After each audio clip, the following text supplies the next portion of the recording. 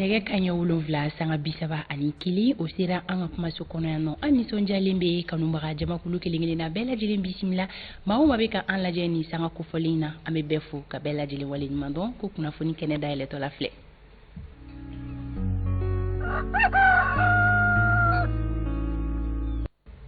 Biye araba ye avril kalo tile 20 san 2022 Renouveau Télé lajɛbagaw aw ni ɲɔgɔn tuma Mali kɔnɔ ani Mali kɔ kan Renouveau FM lamɛnbagaw an ka foli bɛ aw kelen-kelenna bɛɛ lajɛlen ye radio Ɲɛlɛni ka bɔ Segu an bɛ Segu n'a lamɛnni ka foli kɛ radio Bɛnkan ka bɔ Kɛrɛwani radio Tiɲɛdugu ka bɔ Jura radio Futa ka bɔ Yanfoyila radio Bɛsago ka bɔ Kucala radio Kanaga ka bɔ Joro radio Kumakan ka bɔ Bila radio Jigiya ka bɔ San radio Naro Samaya ka bɔ Ɲɛwulini radio Dame ka bɔ Bɔrɔn radio Faso Kanu ka bɔ Welesebugu radio Ciba FM ka bɔ Kati Falajɛ radio Nema FM ka bɔ Kasaro radio Tolérance ka bɔ Mopti radio Miracle FM ka bɔ Buguni radio Kusata 2 ka bɔ Jalakɔrɔbugu radio Altakadum ka bɔ Sikaso site internet Mali Bamada ka bɔ Faransi radio Mamelon ka bɔ Kebila ka fara Tamani kan maa minnu fɛnɛ sɔgɔlen don an n'an ka bɔlɔlɔ siraw fɛ Renouveau FM Renouveau Télé page kan i n'a fɔ ladalako la ko abonné kelen-kelenna bɛɛ lajɛlen ni ɲɔgɔn tuma maa dɔw bɛ yen nɔ olu kɔni ma wuli ka bɔ sunɔgɔ la fɔlɔ olu bɛ nin jɛmukan in lasɔrɔ su kɔrɔbalenba o kama an bɛ sufɛ foli di u ma dɔw fana bɛ yen nɔ u bɛ ka an lamɛn nin sanga kofɔlen na subahana mansinw sanfɛ olu bɛ tileganfɛla dɔw bɛ wulafɛla la an kɔni bɛ sɔgɔmadafɛla la o yɔrɔ la an bɛ sɔgɔmadafɛ foli di an kanubaga bɛɛ lajɛlen ma aw minnu bɛ yen nɔ k'aw sera aw ka baarakɛyɔrɔw la aw ka teliw bɛ Renouveau la an ka foli bɛ aw ye k'aw bisimila maa minnu fana bɛ soli ka wuli kɛ don o don sɔgɔma ka an lajɛ u ka sokɔnɔnaw la ka fara salon kɔnɔnaw kan minnu fana bɛ sira la ka taga u ka baarakɛyɔrɔ la u bɛ ka an lamɛn radio sanfɛ an bɛ bɛɛ lajɛlen fo ko bɛɛ k'i bisimila bi araba Renouveau matin ale kan o la bi jɛmukan kɔnɔna la an ka kibaruyaw olu bakurubaw filɛ nin ye Isa Kabasidibe ale bɛna ɲɛfɔli kɛ aw ye bi sɔgɔmada in na kumasen min kan o de évaluation ye évaluation kɔrɔ ye jumɛn an y'a suganti kun jumɛn na a bɛ tali kɛ waleya jumɛn na o ɲɛfɔli bɛna kɛ sɔgɔmada in na jɛmukan kɔnɔna la Yusuf Daba Jawara ka bɔ Semasi kɔnɔna na ale min yɛrɛ ye Semasi coordinateur ye ni o bɛ Imam Mamudu Diko ka tɔn ko fɔ fɛn bɛ tali kɛ Yusuf Dabala ale kɔni y'a jira k'a fɔ nin wagati laban ninnu kɔnɔna la fɛn bɛ tali kɛ tɔgɔ tiɲɛ wale ka taa se mankutu tiɲɛ ni nɛni wale minnu bɛ ka taga ɲɛsin Imam Mamudu Diko ma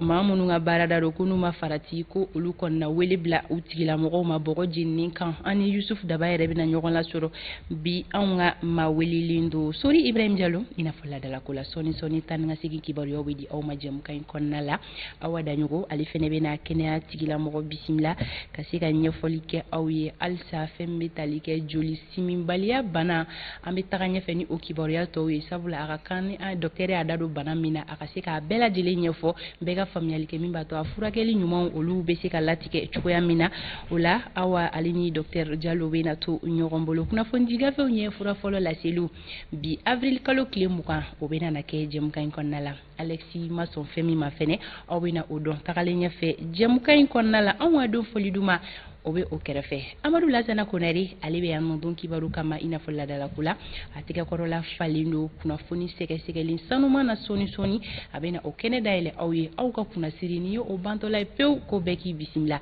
an ka dibila baarakɛbagaw an tɛ se ka don jɛmukan in kɔnɔna na n'an ma u ka foliba kɛ sabula aw ɲɛ bɛ ja ɲuman ni kumakan ɲuman min na a sababu ɲuman ye an ka dibila baarakɛbagaw ye an ka foli bɛ u ye Amadu le ko bɛ cogo di sabula bi ye le 20 kosɛbɛ kabiri le 20 bɛ se maskini bɛ commencer ka yɛlɛ mais n'anw bɛ ka daminɛ le 5 ka taa le 10 la i b'a ye maski jigin n'u yan yɔrɔnin bɛ bɔ bon i b'a projet de ɲɛfɔ sisan ne ta ye remarque de mais ne t'a kɔrɔ dɔn ne y'a remarque de mais pourquoi les gens sont contre moi de quoi non on n'est pas contre toi an t'i contre la ta vraiment kow ye jateminɛw ni kalo b'a daminɛ na a bɛ maskini jigi ni kalo bɛ ka avancer a bɛ commencer ka maski la a tɔ bɛ taa ɲɛ kɛ 2 dɔrɔn ye projet jumɛn ko y'a yɛrɛ ban ka bɔ a ɲɛfɔ sa Mali ko bɛ cogo min na le 15 b'a sɔrɔ dɔɔnin bɛ maa min jiba kɔnɔ o maa man ca dɛ siga t'a la surtout an bɛ wagati min na sisan an bɛ wagati min na aw de y'an bila o wagati kɔnɔ an jɔ k'aw yɛrɛ kɛ k'aw t'a kalama nin kɛra bagaba ye musow bolo non mais c'est ça la fɛn bɛ Mali kɔnɔ bi musow de ka gɛlɛya don ka da mun kan ka da koba kɛ kan ko ba kɛ c'est-à-dire ko balangolon kɛ ka eta do ko embargo be an kan an be crise kɔnɔna la maaw be k'u yɛrɛ ɲini vie chère be an kan fɛn bɛɛ lajɛlen ka gɛlɛn maaw be ka hami u da la dumuniw na kurantigɛ b'an kan mun ko ba ko kɛra musow bɛ ka hami bazin irisi la mɔgɔ be sɛgɛn mɔgɔ t'o bɛɛ ka kuma ye kɔfɛ basi tɛ ni ala ta don tabarikala an ye ɲɔgɔn sɔrɔ ko kura min b'a kɛ bɔrɔlɔ bi sɔɔni an n'a fɛn kan ni an yɛrɛ na mun sen kan k'u k'a faamu fiɲɛ a bɛ munumunu cogo min na kunnafoni yɛrɛ fana bɛ munumunu ten siga t'a la ko n'u tagabolo don k'a yira kanumɔgɔw la k'a fɔ dɔn kibaru u tɛna na o lasɔrɔ sisan ni sanga kofɔlen in na mais taga ɲɛfɛ ni ala ma basi kɛ aw ka wagati bolo da cogo bɛ yira aw la walasa aw ka se ka aw ta ni aw bila dɔn o kama sanga 36 bɛ nɛgɛ kanɲɛ 7 sanfɛ dɔn kibaru bɛna dayɛlɛ aw ye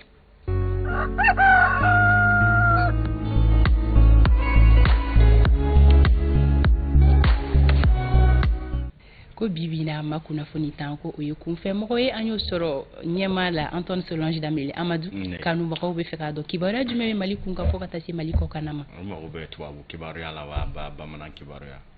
Mali kun kan ko kunnafoni ya bamanankan cɛ ɲina bamanankan na aw y'a tubabu kunnafoni n'o tɛ tabarikala an bɛ bɛɛ fo ka bɛɛ koɲuman dɔn aw ni sɔgɔma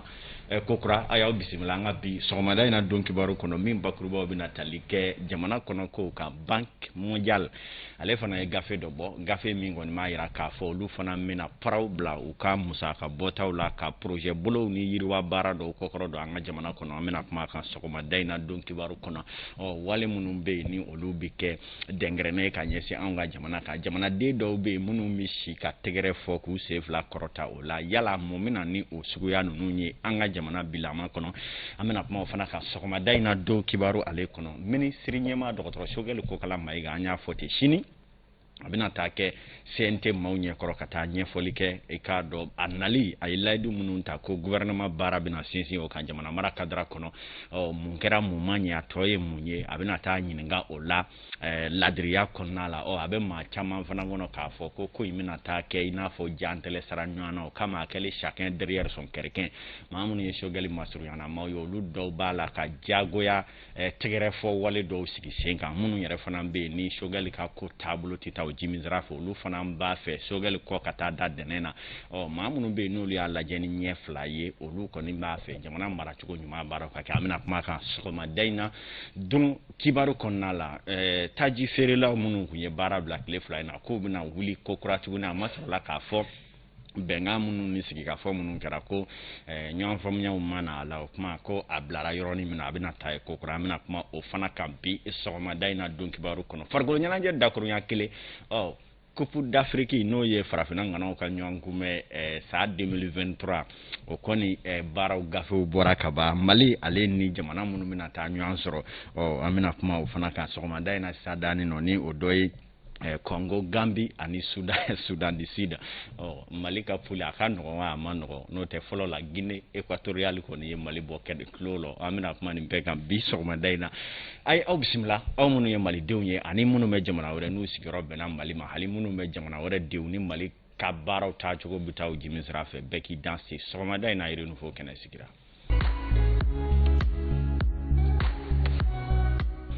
aw ni sɔgɔma yan de ye Renouveau kumaso an y'a fɔ groupe Renouveau ale kɔni ye k'a dɔn kunnafoni di baara bondo so ye min na kunnafoni di bolofara sira caman bɛ a kɔnɔ k'a daminɛ min ye k'a dɔn ka se ka Mali a n'a kɔkanna kibaruya bɛɛ lajɛlen sɔrɔ sɛbɛnni nasira fɛ o ye k'a dɔn gafe tigilamaw olu ka baaraba ye min ye k'a dɔn Usumani Daw Ali Daw ka taa se min ye k'a dɔn Marikacɛ olu n'u jɛɲɔgɔnw bɛ o wulikajɔw la don o don ka kalimukala ta k'a su dabaji la walasa k'aw sigilen to aw ka so walima molifɛnw kɔnɔ ka se ka kibaruyaw fana lamɛn nakɔw kɔnɔ forow kɔnɔ arajo sanfɛ fiɲɛsira 98 murumuru gale o kɔni fana wulikajɔ bɛ arajo tigilamaw bolo ka se k'o lase aw ma n'o man di aw ye k'a se k'a kɛ kɛnɛ kan jaraki a tulo b'a la a ɲɛ b'a ja la n'o ye télévision ye Renouveau télé bilalen don aw ka bila la diɲɛ teliyalen cogo min na ka se ka télécommande tali magɔlɛya b'i la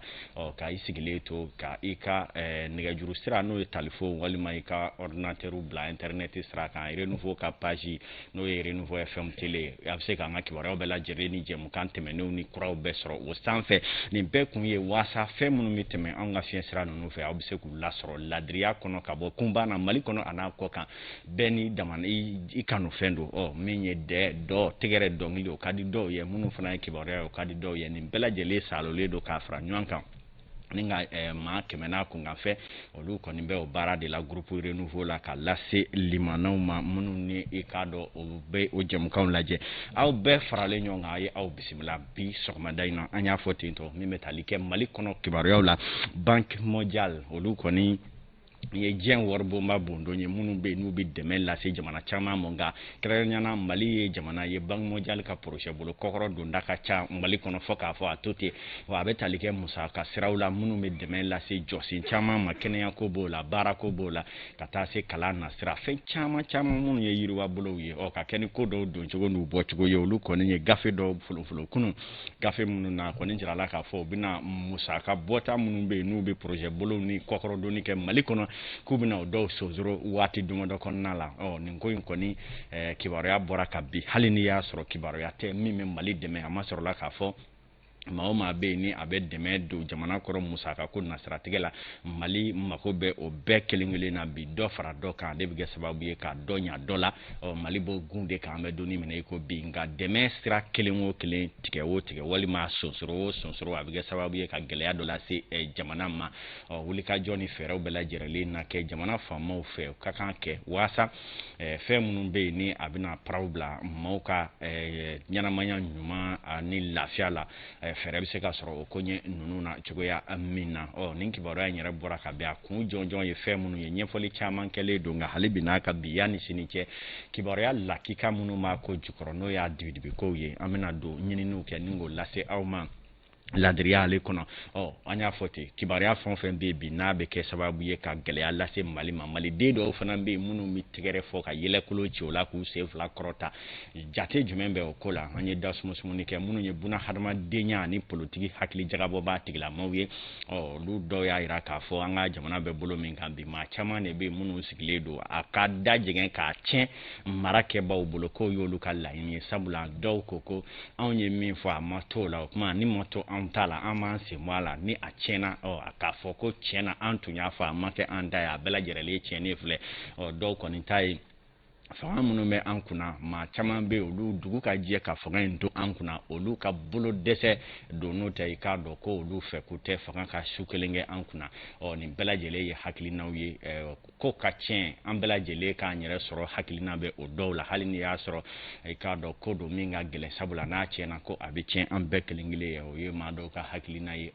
dɔw yɛrɛ y'a jira k'a fɔ maa furukulen ciyalen don a ma sɔrɔla k'a fɔ mara taabolo kɔni na ko mara ɲɛmaa dɔw kɛlen don ka maa caman kɛ dɛngɛrɛfɛ walima ka dɔw kɛ jamana yɛrɛ juguw ye o kuma ni hali ni hakilina ɲuman b'u la ka a laɲini ka mara gɔra jamana marabaaw la waasa mara taabolo bɛ se ka ɲɛ kow kɛlen don k'olu dagure olu bɛɛ lajɛlen ɲɛ ko kama caman fana sigilen don k'a lajɛ i k'a dɔn a ma kɛ min ye Mali bɛ o gun de kan bɛ donni min na i ko bi hakili ka bila dusu ɲɛ waasa tagaɲɛ baaraw bɛ se ka sabati degun min bɛ jamanadenw ka jango population min bɛ yen ni o bɔgɔ ka fɛgɛn a ko la o bɛ se ka wuli ka bɔ an dala cogoya min na ko o de ye an ka laɲini ye ni an bɔra yen nɔ an y'a fɔ ten tɔ fana minisiri ɲɛma Dr Choguel Kokala Mayiga i k'a dɔn k'a fɔ sini ale bɛna bisimila wasabulon kɔnɔna la Maliki Jaw ani a ka wasaden maa kɛmɛ n'a kun ka fɛn minnu bɛ yen olu kɔni bɛna taa k'a dɔn Choguel hakilinaw ɲininka min ye a nale gouvernement ɲɛmaya na a ye projet baaraw ni sinsinbere minnu ta mun sabatira mun ma sabati a tɔ ye mun ye dakun ni labɛn jumɛnw bɛ yen i k'a dɔn gouvernement jama bɛɛ lajɛlen cɔ a la Choguel Kokala Mayiga bɛna ɲɛfɔli kɛ wasadenw ye olu mun bɛ kuma jamanadenw cɔ a la ka ɲɛfɔli kɛ jamanaden bɛɛ lajɛlen ye baara olu tacogo kan yani an ka don koɲɛ dogodogo ɲɛw la yala an ka hakili jigin ye Choguel nanen ye projet baara bolo jumɛnw de yira Malidenw na ni o ye a ka baaraw sinsinbere ye ko a bɛ n'o kɛ a ka minisiri ɲɛmaya kɔnɔna la mun ni mun fɔra jamanadenw yɛrɛ n'a lajɛ ni dɔ ɲal'o la ni dɔ ma ɲa o la an k'a jaw lajɛ. Ni sɔn yɛrɛ kɛla ma Conseil national de la transition maaw fɛ utukalo tile 2 san 2021 baara taabolo minnu tun dantigɛra premier ministre fɛ n'o ye Choguel Kokala Mayiga ye a tun bɛ tali kɛ jɔsen 4 de la n'olu tun ye ka lakana sabati jamana fan bɛɛ ka yɛlɛma dɔw kɛ politiki bunakun kan kalafiliw labɛnni fɔɔ ka taa se mara kɛcogo ɲuman ma ani basigi nani jamana yɛrɛ kɔnɔna na nin baara bolodalen yɛrɛ tun bɛ tali kɛ laɲini 9 de la i n'a fɔ u ka baara taabolo b'a jira cogo min n'a yɛrɛ musaka bi t'i jɔ sefa wari miliyari 2 a n'a kun kan fɛn na a tun bɛ tali kɛ laɲini dɔw fana la i n'a fɔ funancɛrɔ fanga yɛrɛ kuntagala n'o tun bɛ tali kɛ kalo 18 bɔɲɔgɔnko la n'a tun banbannen don fɛn 3 de kan lakanako politiki sira fɔɔ ka taa se adamadenya sabatili ma karosegin baara kɔfɛ dantigɛli wagati ale kɔni bɛ kun bɔ walasa k'o baara in kɛ premier ministre ale kɔni n'a yɛrɛ ye conseil national de la transition maaw ɲɛkɔrɔ walasa k'i da don gouvernement ka baarakɛlaw la k'olu ɲɛfɔ nka kabini sisan a bɛ ye k'a fɔ axe 4 na baara caman sera ka kɛ mun na o ye ka lakana sabati jamana fan bɛɛ jateminɛ yɛrɛ la k'a ɲɛsin baarakɛlaw ma a bɛ ye k'a fɔ 100 sara la 33 de sera ka kɛ an bɛ donni min na i ko bi k'a sɔrɔ premier ministre tun y'a jira k'a fɔ a na fɛɛrɛni dabali kɛ walasa nin baara ninnu bɛ se ka kɛ wagati fɔlen kɔnɔna na kɛrɛnkɛrɛnyala min bɛ kalataw k'o fɔ kabini sisan premier ministre kɔni man ka jɔrɔ sabu baara in laɲini tɛ k'a bɔ a nɔ na